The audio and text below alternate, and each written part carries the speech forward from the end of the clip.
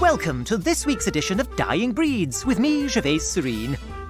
Throughout the series, I'll be taking a peek into the lives of people who prefer things the way they used to be, without all this needless modernisation as the world hurtles to hell in a handcart. Shoeshine boys, bootblacks, spitshine Tommies. Call them what you will, you don't see many of them these days on the street corners of British towns and cities. So I wanted to investigate whether people now favour training shoes or plimsolls over sensible, sturdy footwear that lasts. Am I old-fashioned for taking pride in my weekly unleashing of the bristles and brushes when maintaining my quality leatherware? And what remains of those who make a profession of this task? Well, I went to Marylebone Railway Station in London to find out how one of the few remaining shoeshiners is faring. The 11:23 service to Oxford will depart from the far end of platform 1.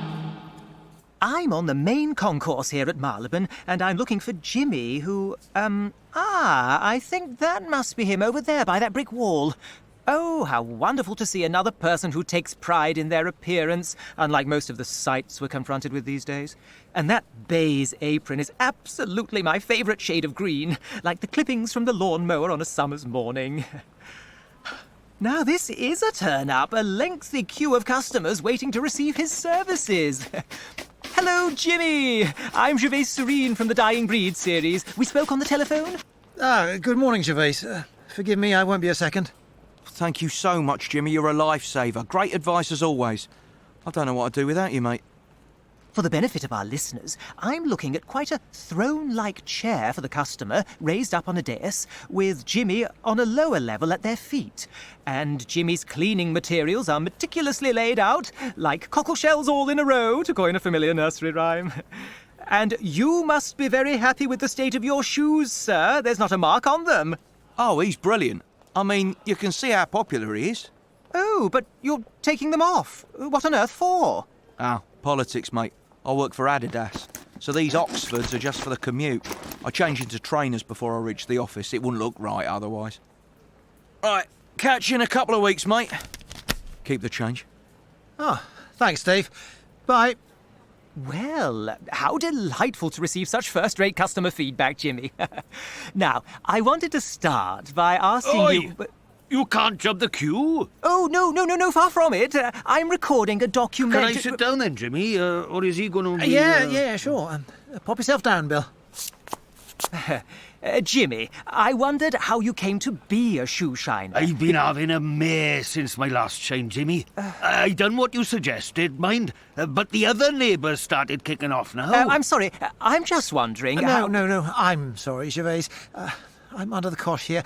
Would you mind coming back a bit later today when I'm less busy? Yeah, as I was saying. Oh, well, of course, I'll just, go for So, a the little... one on the right seems to be some self-styled expert in Japanese knotweed. Mm-hmm. But I've told him till I'm blue in the face that not every plant with little white flowers... Well, in the hours that have passed, I don't think there's an inch of this station that I've not perused. The last of London's termini to be built, it opened in 1899, I've learned, and with only half the number of platforms as originally planned. Well, at least it makes for a less hectic station, although I'm afraid the same can't be said for Jimmy's queue, which has not abated in the slightest. So, I'm going to have to shelve common courtesy just this once. Hello again, Jimmy. Might I join you? Well, if Wayne doesn't mind being in your programme. Oh, not at all. I'm an avid contributor to many a transmission. 15th of April, 1984. Do you remember the edition of That's Live when they asked the public to provide words to the theme tune? No, I don't, but I do believe Esther Ranson is a third cousin on my father's side. Oh, the teeth you should investigate your family tree. I've done mine, both sides. No royalty, though. Anyway, you've come on the right day because I am Jimmy's most frequent customer. Isn't that right, Jimmy? Indeed you are. How often do you come for a shine, Wayne? Once a week, like clockwork. I wouldn't dream of going anywhere else. Jimmy's advice is a godsend. Advice? On what? Shoe maintenance? Oh, no, that's his providence. Advice on anything, really. There's nothing he can't help you with. He's been very, very useful in helping me find a date, actually.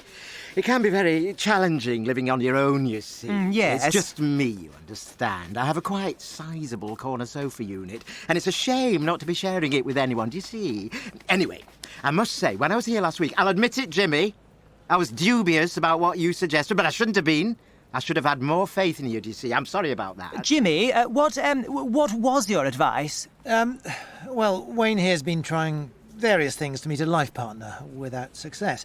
And all I said was, the only thing you've not tried is walking around wearing a sign. A sign? Yes, a sign. A sign saying, not looking for a date. I was dubious, like I said. I didn't really... And did you, Wayne? I did. And within minutes, a very nice lady comes over to me and says, "You're Wayne, aren't you? I'm sure we were at primary school together." Lindsay had moved away at the age of 11, you see, but was back in the area. And she asked me what the sign was all about. We got chatting, and she said, "Do you want to grab a coffee?" Always was a rule breaker, you see, so no sign was going to put her off her stride. And I said, "Yes, you wild thing, you." I remember you refusing to wear non-black soles in the sports hall and Mr. Shatwell shouting his head off at you for marking its sacred floor. By the time she'd finished racing around, it was like a snakes and ladders board. Which reminds me, I saw an adder in my garden last week. In this weather? Nothing badder than the zigzagger on the back of an adder. It's the UK's only venomous snake, you know. Also known as the common European viper, of course. Which reminds me, Jimmy, why didn't the viper wipe her nose? Because the adder had her handkerchief. Everyone knows that. Well, that's great news about Lindsay, Wayne. Yes, thank you, Jimmy. You give the best advice. I'm meeting her for lunch later, actually, so wanted to look my best, you know, from the ground Fantastic, upwards. Wayne. Well, you're all done. You can't finish so soon. You must have missed a bit. And there's one other thing you can help me with. Sure, Wayne, but perhaps tell me about it next week, yeah? Up you get. It's only the late bird who never tastes the worm. Pardon? You don't want to be late for your date? Yes, I suppose you're right. Punctual is as punctual does. Thanks again, Jimmy. You're a real miracle worker. Indeed. Even the most stubborn stains seem to stand no chance. Here you go. Oh, much obliged, Wayne. Bye now. Goodness me, I thought he'd never leave. What a Norman know-it-all. Now, Jimmy, I do have a number of questions I'd like to ask you. Jimmy, can you tell this idiot that I was here first? I just nipped to the loo, mate. Wind your necking and chill out. Your customers really do seem to, need you, Jimmy. I know. It's not exactly what I mean, I'd prefer a job where I can just get on with it in peace and people leave me alone. Oh, so you don't... Get to the back, buddy. Push me again, I swear I'll... Just 'cause you're wearing crocodile skin don't make you any better than the rest of us. Oh, give over, the pair of you. Jimmy, I've only got half an hour for me lunch. I need your help with something urgent.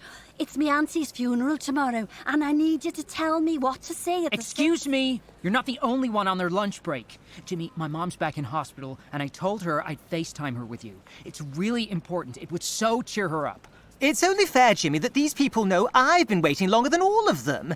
Do you see those commemorative plaques over there? Well, I know them off by heart. I've reread them that many times. Should have been waiting in the queue then, shouldn't you? To be fair, it does look like it's been hanging around since the 1940s. Oh, goodness me. Anyone would think I was feeding the 5,000 just with fewer loaves. Gervaise, I'm going to have to deal with the multitude here. I'm so sorry. But I have been waiting really rather a long time. Yes, I know, my friend, but it just hasn't let up all day. Look, can I suggest you come round to my houseboat this evening? It's not far, just round the corner on the Regent's Canal. Oh, very well. You have my number to which to dispatch directions. I'll see you later, Jimmy. Right, now, I would say come forth, but it looks like you all want to come first. So, let's toss a coin, shall we? How very vexing. Railway stations have become quite the hotbed of raised tensions and petty squabbles. And as for the lack of self-sufficiency in some people these days, all this needing to air your laundry in public with complete strangers. Being raised by my grandparents, I was taught to be grateful for the food on the table and the roof above one's head. Snowflakes, I believe the common parlance has it. Oh, speaking of which, Oh dear, it really is coming down outside and I haven't brought my galoshes. What is the point of reading the weather forecast when they can't even tell you that snow is far... Oh! Who threw that? This recording equipment is very fragile. Got him! Oh, taxi! Taxi! I finally managed to get Jimmy on his own aboard his floating home on the Regent's Canal. Hopefully there'll be no interruptions this time, save for the wind rattling those portholes. Jimmy, did you learn your trade as a shoeshine when you were a child? As an apprentice, perhaps? Such valuable training opportunities on the decline these days, I'm sorry to say. Oh, no. No, I was at boarding school. Oh, me too. Which one? Harrow. I say. Yes, my father went there, so there was no discussion. Presumably he wasn't a shoeshiner. No, he was an admiral in the British Navy. So I went into the army to wind him up. Oh, you served your country. How noble. And your mother? Chiropodist. Biscuit? Well, I shouldn't, but yes, please. I've just spotted a photo of you in your army uniform passing out from Sandhurst. Your parents certainly look very proud there.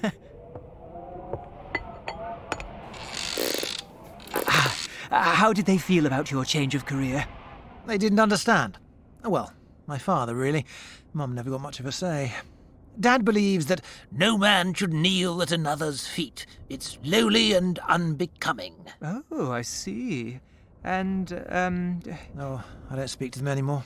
Or rather, they haven't spoken to me since I was dishonourably discharged.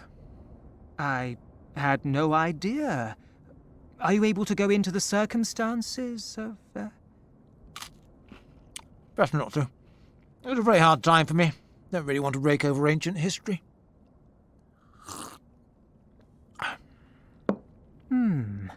I think it was the ancient Greek philosopher Heraclitus who said, "Day by day, what you choose, what you think, and what you do is who you become." I used to be able to say that in Greek, but... Heis o ionos aristos aminestai peri patres. There is only one omen to fight for one's country. Very well done on your business, Jimmy. It really does seem to be thriving, which might surprise those listeners unfamiliar with your profession. You must enjoy it. I used to, but as you've seen, the customers, well, they ask too much of me. What do you mean? They expect me to work wonders. Why not do something else, then? Money. No army pension because of... After I left, I needed money. So, stupidly, I fell into gambling. Lost a packet, ran up debts, my parents refused to bail me out. I don't know about you, Gervaise, but I'm not the kind of person who can work just anywhere. I need to be my own boss. Let's just say I have no truck with authority anymore. But you have customers lining up to see you. What's the problem? Oh, it would be perfect if people stopped dumping their issues on me and I could just shine their shoes rather than their psyches. But oh no, they tell me all sorts, most of them. And they say how much better they feel afterwards. But I just make stuff up to get them out of the chair and on their way. It's not like I've done anything. It's all in their minds. Oh, my giddy aunt. Oh, don't worry, just a branch falling onto the roof. If this rain keeps on, your home's going to become quite the Noah's Ark. Might I have a top-up? I'm back at Marylebone Station, somewhat delayed, I'm sorry to report. I had arranged to meet Jimmy when he started work at 7 a.m., but nobody told me there was a railway strike planned, so the locos certainly were not in motion when I arrived at my branch line station this morning. Rather puts one in mind of the beaching acts of the 1960s. Anyway, countless bus connections later, here I am. And I can see Jimmy with a customer, as per usual. I'll just see if I can intervene. So I made a call to the mayor and said, sod your planning regulations, just you remember who created all the new jobs in this area. That soon shut him up. When you've got as many cars as I, supplemental garage space should be a basic human right. I'm not leaving the Bentley out in the elements. Not that I ever drive the bloody thing, but that's not the point. Anyway, better keep brushing, my boy, if you want to experience the purr of one of those engines for yourself. Nothing's handed you on a plate in this life, chum. You might want to think about getting an education, a solid career behind you. Right, have you finished? Can't quite see my face in them, but they'll do. then spend it all at once. Remember what I said? Think big, and even you could end up like me. I say, is that a regular customer? No, he's a newbie. Far be it from me to impose personal opinions, but what a tiresome braggart, and exceedingly patronising to you. Did you not tell him you were an officer in Her Majesty's Armed Forces? No need. Customers like him, they're a relief. How so? Well, at least he didn't ask me to solve all his problems. I didn't say a word. Just got on with shining shoes, which is all I want to do. I see. Oh, and I'm sorry I'm so late, Jimmy. Could I treat you to an early lunch in the railway cafe? Sure. The strike certainly thinned out my queue, so, yeah, let's head over. Hey, are you Jimmy? Yeah, mate, but sorry, I'm just heading off to lunch. No, me and my ex need something sorting out. It's urgent. Daniel, it's more than urgent. It's almost life-threatening. Word is you can solve anything. And we need a solution now. We'll pay. Listen, you shouldn't believe everything you hear. I'm sorry, Please? We've come in from Mill Hill, and there were no trains. Selfish strikers. Listen, right, we split up 2 weeks ago. Because you couldn't keep it in your trousers. Where's your proof, Amy? Are you calling Rabbi Jacobs a liar, Daniel? Because if you are, then you might want to tread very Thing is, Jimmy, we bought this dog together. Solomon. Solomon! What an unusual name for a dog. Hello there. Yeah, well, I wanted to call him DJ because he's all black, right, apart from this cute white patch under his chin, which makes it look he's wearing a... Tuxedo, yes. They're not stupid, Daniel. I never said they were, Amy. Except I wanted to name him after my recently departed great-uncle, which is more respectful of the dead, right, Jimmy? So she gets her own way, as usual. This ain't about me.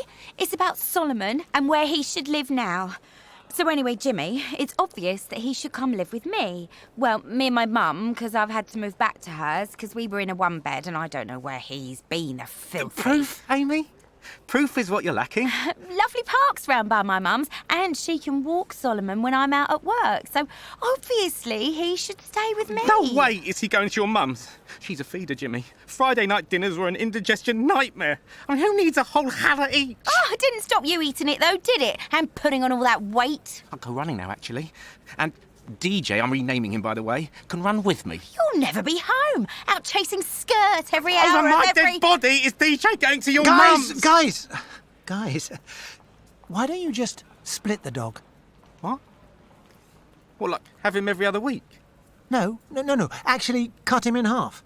It's the only truly just way to solve this. Fine. Sounds fair to me. No. He can go and live with Amy. Oh. Well. Good. That's sorted then. And there's your answer, guys. Sounds like Daniel really has Solomon's, DJ's best interest at heart. He should go and live with Daniel. Excuse me, are you blind? You what? Either you can't see the notices prohibiting dogs on the station because this is an assistance dog, or you are willfully contravening station bylaws. Well done, Jimmy. Let's escape to the luncheon table whilst we still can. Who does this dog belong to? Him. Oh dear, I'm now regretting that sticky toffee pudding. I have a cholesterol test looming at my GP's, and she's something of a strict Susan with me, you see. Ah, don't worry, Gervaise. You only live once. Now, forgive me for prying once again, and I admit I am a mere armchair psychologist, but I've been thinking about your choice of vocation, or calling, even, and, well, given your tarnished reputation upon leaving the army, I was wondering whether all this brushing and polishing was hinting, perhaps, at an attempt to expunge a stain on your own character. How do you mean? Is there a sense of guilt you're trying to rub away? Not at all. I don't consider what I did to have been dishonourable. It's just the jargon of that institution. And what exactly did you do? I don't like to talk about it because I don't want people thinking I'm some kind of big head. It attracted a lot of negative attention. Well, I, for one, would be loath to judge if you'd do me the honour of elucidating. You've got to understand that tensions are high in the midst of battle, and it's hard for soldiers to keep in their right minds. We'd been in the Middle East for months. In Iraq? I'd rather not say. It's still a very sensitive issue. Anyway, we'd reached a crucial turning point on the battlefield. Well, an oil field turned battleground. When you travel that region, all you see is the desert stretching out over the horizon, with nothing to interrupt those infinite golden grains. Then Mother Nature meets man, who really knows how to leave his mark. There are these areas just littered with pump jacks, or oil horses, they're also called. Oh, those nodding heads shaped like anvils? Yeah, that's right. Yes, they've always reminded me of woodpeckers. Really?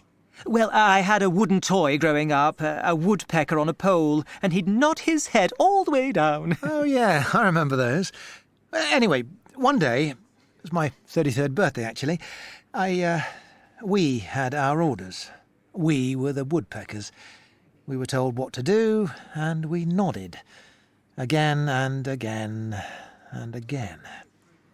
But this particular day, things were bad. You could smell burning, acrid black smoke wrapping its fingers round your lungs, your ears ringing from the blasts of shell fire.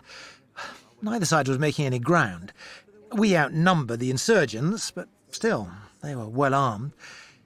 I was taking refuge behind the huge structure of one of the pump jacks when another shell landed just behind us, but really close this time. We all hit the ground, desperate to avoid getting hit by debris. I mean, all it takes is one small piece of metal lodged in your brain and you're mincemeat. And I could feel the sand up inside my nostrils because I was breathing so heavily against the ground. And, well, basically, next thing I know, I'm stepping out into no man's land. My feet are just taking me there, despite what my head is saying. How dangerous. Yes, but, well, no. It was strange. All the firing just stopped. Completely. And I saw this solitary boot on the ground, covered in sand, the grains being whipped round in circles by the wind, and I was thinking, who did this belong to? And I was so deep in my thoughts that everything around me seemed silent, till I realised it really was silent. And I was standing there, holding the boot up in the air, its sole half hanging off. My goodness. I've still got it, actually. It's like a relic. It acts as a warning, a reminder of the life I used to live. Anyway, I can't say if it was me or maybe something acting through me, but it was taken very badly by the top brass, who had, well, let's say, political reasons for needing that battle to continue and keep the war going. What? So you stopped the war? Oh, no, just the battle. And I regret it now. I lost my colleagues, my mates, my girlfriend. Everyone thought I had mental problems. They couldn't accept what happened, what some of them saw happening with their own eyes. It was easier for them to turn me into a pariah. I stopped socialising. Couldn't face dating again. Everything was just turned upside down.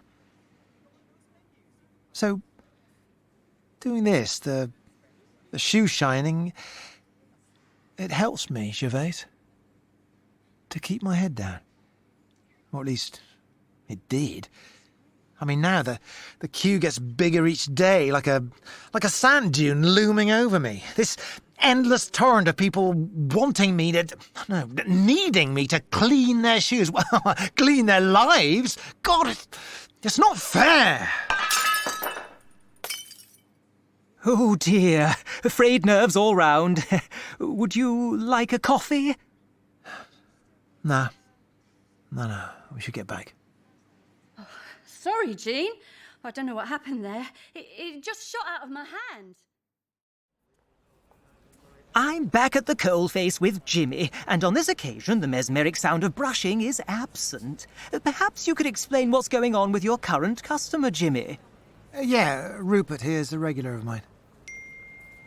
And for the benefit of our listeners, I should point out that Rupert is wearing training shoes. Rupert, surely you're in the wrong place. Well, Jimmy took some persuading, I can tell you. but he finally agreed to branch out and do trainers. Oh, sorry about that. It's my work phone. Yeah, I keep him stocked with this amazing stuff, specialist trainer cleaning materials from ABC Mart in Tokyo. Well, without wishing to deprive Jimmy of a customer, I can't help thinking that you could clean your own trainers at home, no? It's true, but A, I haven't got the time because of my job. Sorry. And B, I just love coming to see him. I mean, he's got such a calm vibe. Who wouldn't want to sit here and soak it up before heading back to the chaos of the office? Oh, what do you do? I'm the JVP for Product Experientials at Purple Banana. We're a holding hub with an increasing number of international tech companies on our slate. The office is just around the corner, or round the bend, you might say. The bosses can be pretty well, they're really pushing me to defy expectations since I took over EMEA. EMEA? Europe, Middle East and Africa. Massive augmentation in my territorial playground. Such responsibility at such a tender... Well, forgive me, but you do look like a young Aled Jones, if you don't mind my saying. Something of the Renaissance cherub. I get that a lot. I tried growing a beard, but it's still quite patchy, so... Well, no doubt you'll get there.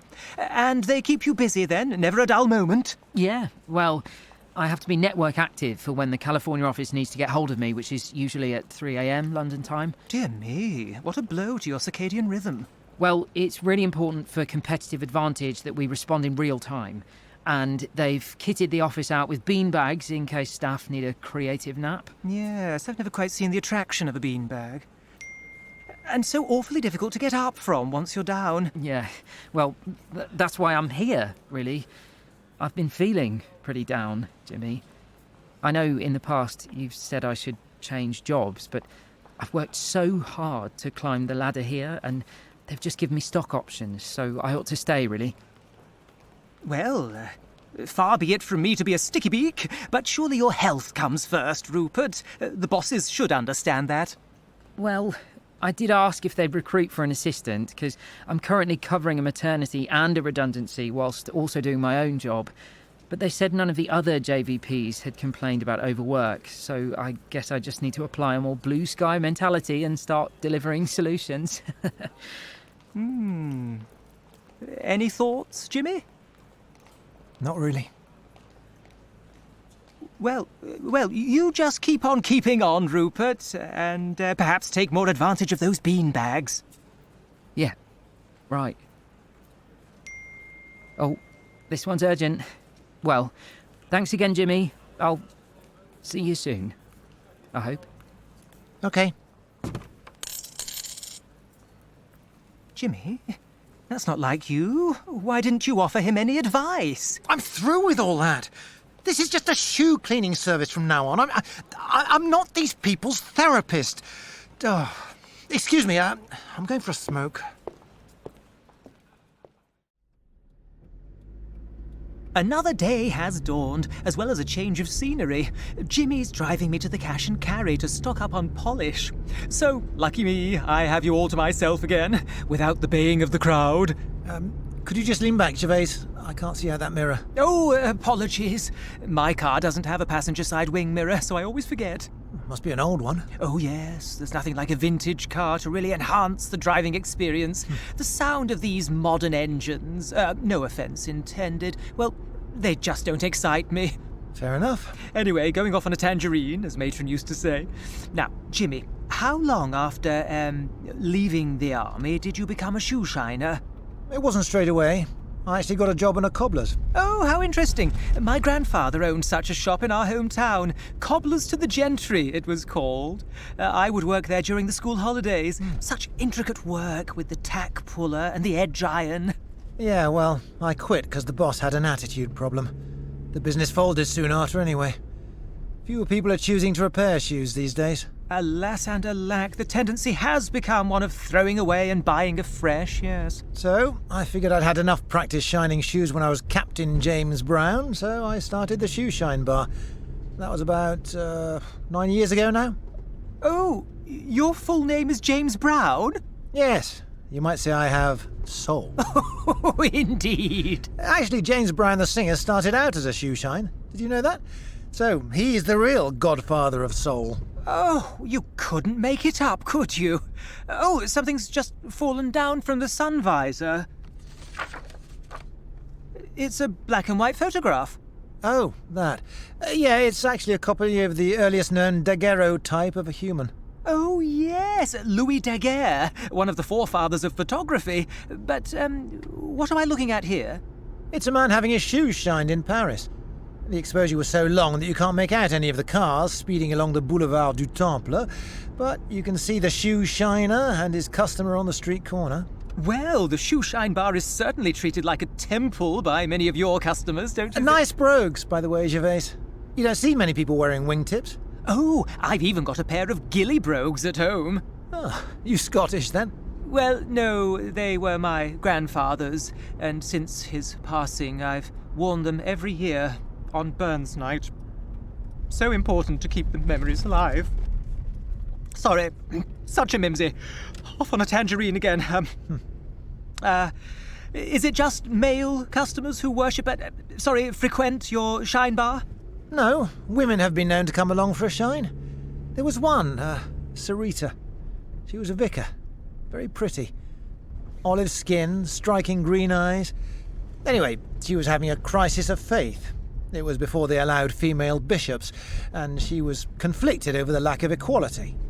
So, like I said, I don't want to be responsible for other people's problems and decisions anymore, but this was a while back, and she kept asking what she should do. Aren't you supposed to ask God? I said. I already did, she said. Right, and what did he say? He told me to become a clown, she said. And did she? Yeah, joined a circus in France. Still sends me postcards from the town she's touring. I stick 'em up at the Shine Bar. Oh, yes, I'd noticed the myriad vistas tacked to your dais, but I'd assumed they were from a range of your customers. No, all from Sarita. Golly, just as well she's in France. You'd be forever replenishing your stocks of polish if you had to deal with clown shoes. I actually did a programme about the role of the clown or the fool, especially in Shakespeare. You may well know this, but they came across as foolish, being so entertaining, but they would often point out the faults of their masters. A dangerous game, for sure. I'm reminded of our religious studies tutor at boarding school who used to call the naughty boys fools of Christ. It's from the Apostle Paul in Corinthians, if memory serves. Certain members of society would exhibit strange behaviour or flout societal conventions in the pursuit of their faith. Some would even imitate Christ himself and endure mockery and humiliation from the crowd. And what's that got to do with me, Gervaise? Are you saying I've got it in my head that I'm some kind of messiah? Oh, no, I didn't The only fools round here are the ones who think a shoe shine can solve all their problems. Oh. Wait in the car. Oh, dear.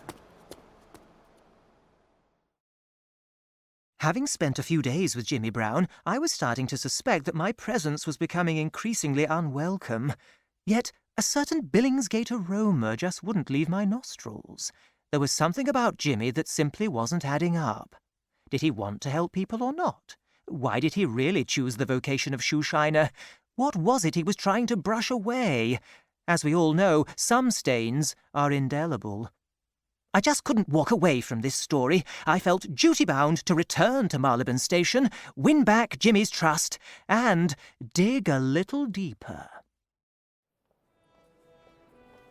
It's a bright, crisp December morning, and I've just walked into Marylebone Station past a Salvation Army band serving festive melodies.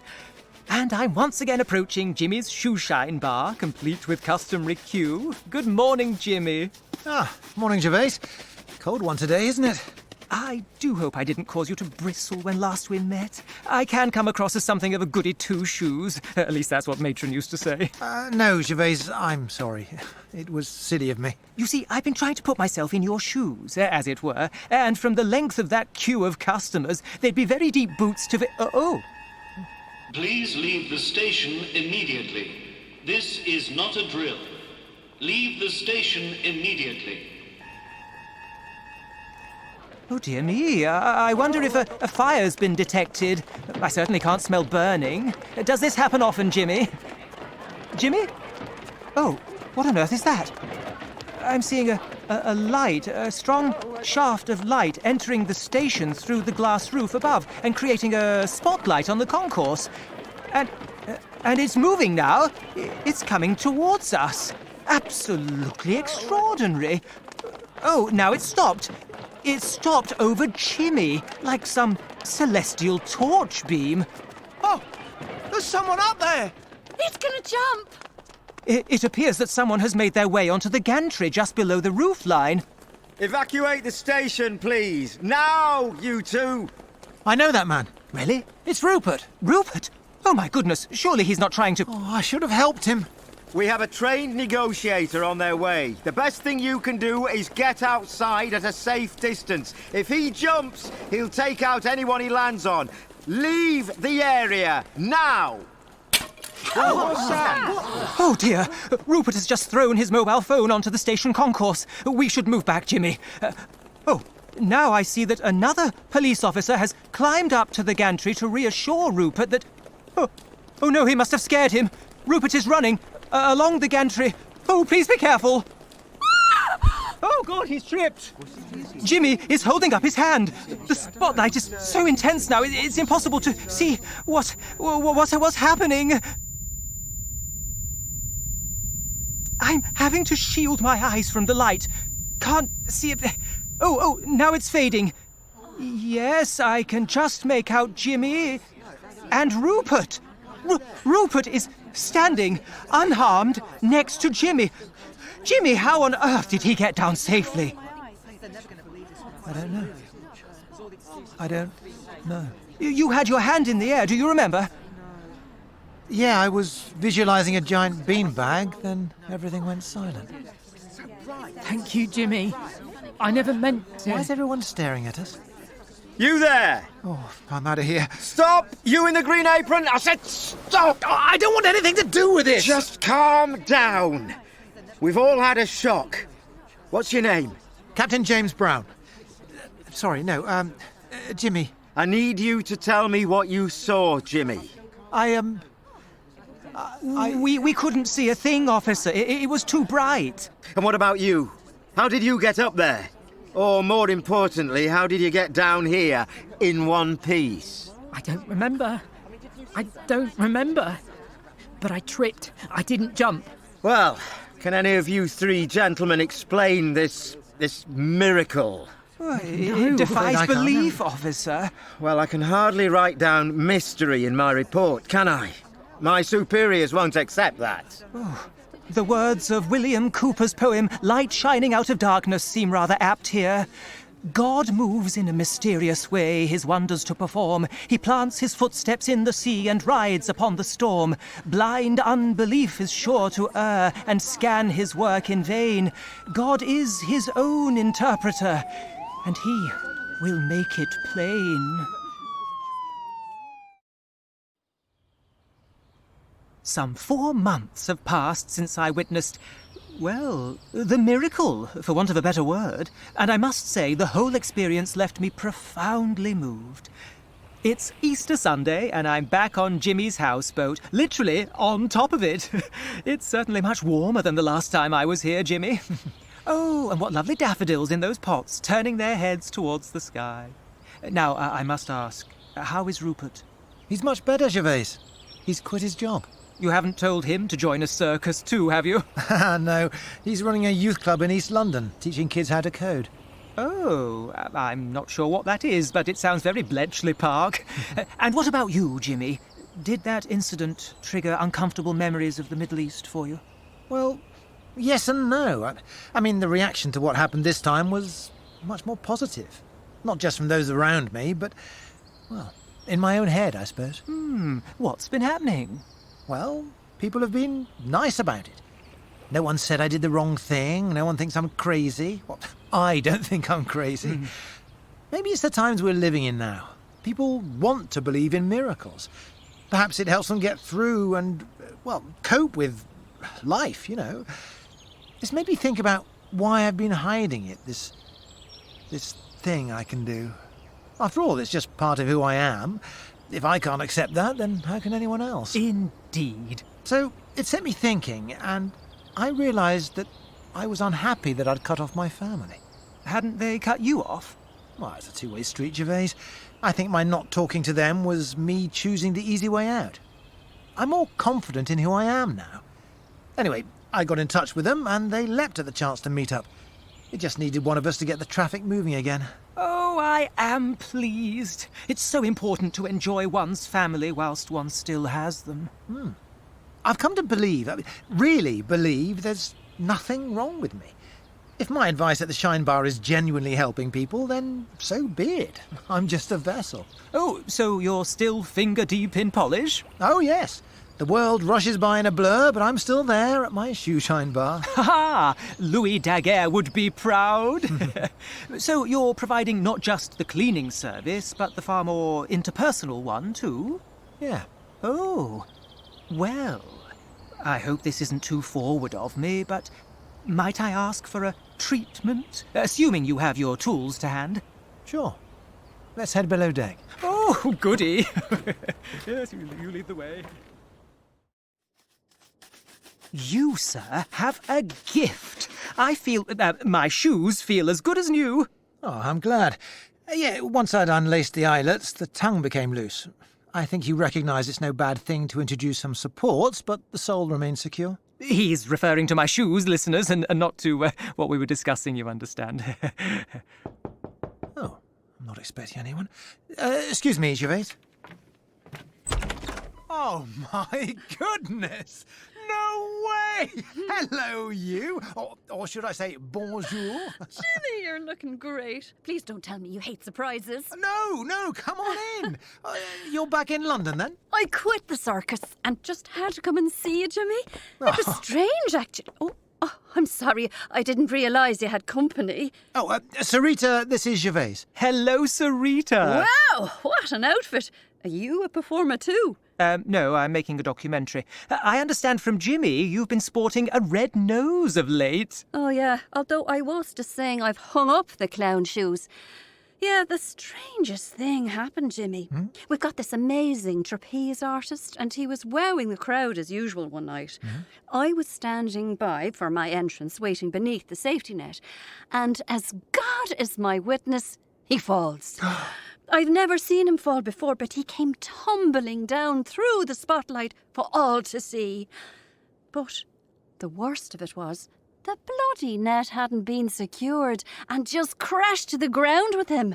Nearly flattened me. Oh, I'm so sorry. What a tragedy. Oh, save your tears. He lived. Oh. And not so much as a broken bone. Bruised and battered, yes, but can you believe it? A miracle. And it set me off thinking, whatever I came here to do, I'm done. I'm off. On to the next adventure, however crazy it may be. Bring it on. Wow. But as I was staring at him laying there on the ground, I just couldn't stop thinking about you, Jimmy. Oh. So here I am, gasping for a cuppa, dying to know that you're all right, which, from the looks of things, you are. Big smile on his face, too. Oh, what have you done to him, Gervaise? Oh, nothing to do with me. A delight to meet you, Sarita. You two certainly have plenty of catching up to do. I'll leave you to it. Jimmy, thank you once again for allowing me into your world. It's been most illuminating. Goodbye. Bye. I arrived at Marylebone Station expecting to find a down-at-heel, pardon the pun, shoeshine business facing a dwindling return in these days of plastic disposable footwear. But what I witnessed was a very different picture. A man who's learned to accept himself because of the back and forth between him and those whose shoes he polishes, very much like the action of the brush which forms the tool of his trade. Do join me next time when I'll be meeting more people living past lives in present times. The Shoeshiner was written by Nigel Pilkington, based on an idea by Nigel Pilkington and Peter Cragg. Jimmy was played by Roger May, Wayne by Nick Mercer, Daniel by Jonny Freeman, and Amy by Jane Collingwood. Rupert was Ewan Goddard, Sarita was Kate Locke, and Wayne Forrester played the city gent and security officer. The presenter was Nigel Pilkington, and all other roles were played by Steven Kynman and members of the company. Original music was by Michael Bennett, audio engineering by Holly Parris, and sound design was by Jude Hodgson-Hann. The Shoeshiner was recorded at ID Audio in London, and the Dying Breed series is copyright Nigel Pilkington and Peter Cragg 2020.